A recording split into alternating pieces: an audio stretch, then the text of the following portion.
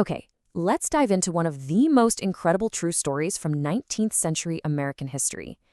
It's all about a man who lost a massive fortune, decided to declare himself the ruler of the United States, and somehow ended up becoming the absolute soul of one of America's greatest cities.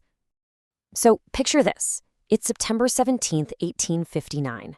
A man named Joshua Norton walks into a San Francisco newspaper office and just hands them this handwritten note.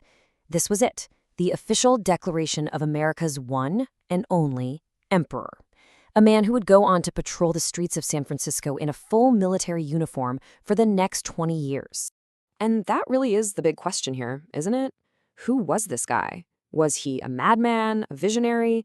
And maybe more importantly, why on earth did an entire city not only put up with his delusion, but actively and, lovingly embrace it? To figure that out, we've got to rewind the clock, way before the crown and all the proclamations. So how did this story even begin? Well, not with an emperor, that's for sure. It started with a highly successful and deeply respected businessman. His journey to the throne really began with a spectacular rise and, well, an even more spectacular fall. Joshua Norton shows up in San Francisco right in the middle of the gold rush in 1849. But see, he wasn't there to pan for gold. He was a savvy investor, and he came armed with a huge $40,000 inheritance. To put that in perspective, that's well over $1 million in today's money. And the thing is, Norton had the golden touch. He was really good at this. In just a few short years, his sharp investments in things like real estate and various commodities had ballooned his personal fortune to $250,000. He was one of the city's elite. But you know how it goes. Big success can lead to big ambition. And for Norton, that led him to make a catastrophic gamble.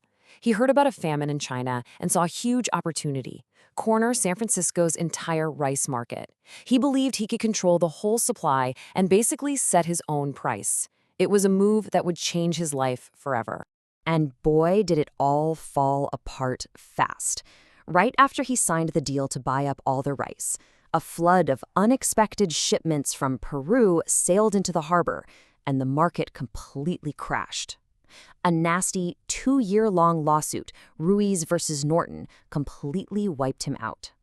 By 1856, he was officially bankrupt. So what happens when a man loses everything he has in the system and then loses all faith in that system? Well, for Joshua Norton, the answer was kind of simple. If the game is broken, you just invent a new one. And look, he tried to fight back the normal way. He really did. He ran for local office, he protested corruption and ballot box stuffing, he even tried to run for Congress. But every single time, he felt like he was just hitting a wall of corruption. He became completely and totally disillusioned with the whole thing. So, having decided that the American Republic was flawed beyond repair, he took this, well, extraordinary step. He just abolished it. In his own mind, anyway. Then he walked into that newspaper office and declared himself Emperor of the United States, as you do. But here's where it gets really interesting. What started as this little curiosity in the paper soon revealed a man with some remarkably progressive, even visionary ideas. Far from being just some madman, Emperor Norton actually had a pretty clear vision for his new empire.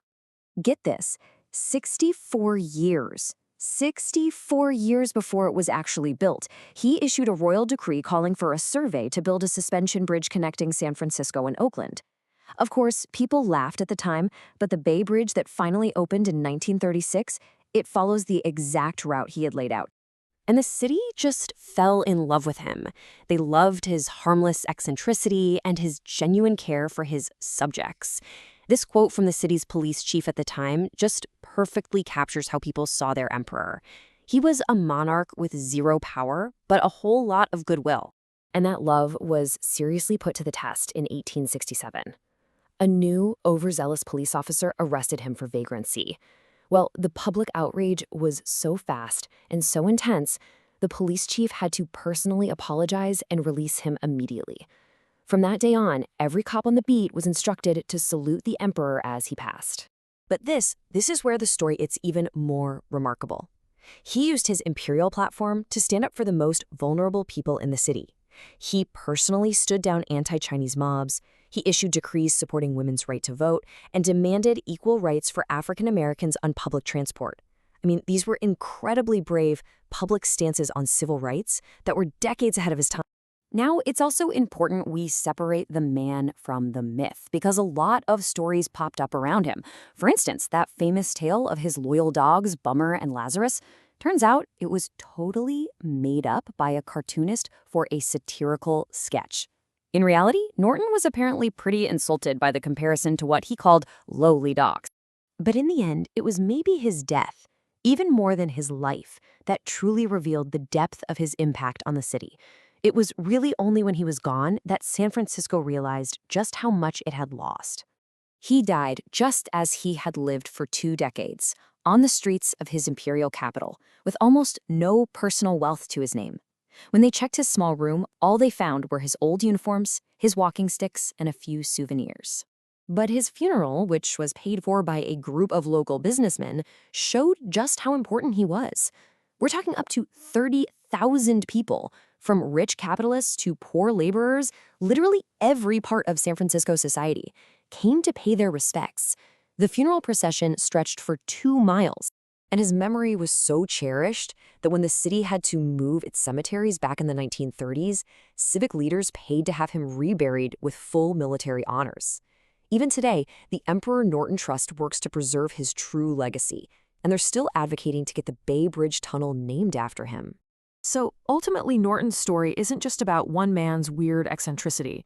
It's really about a city that, during a chaotic and often brutal time, made a choice.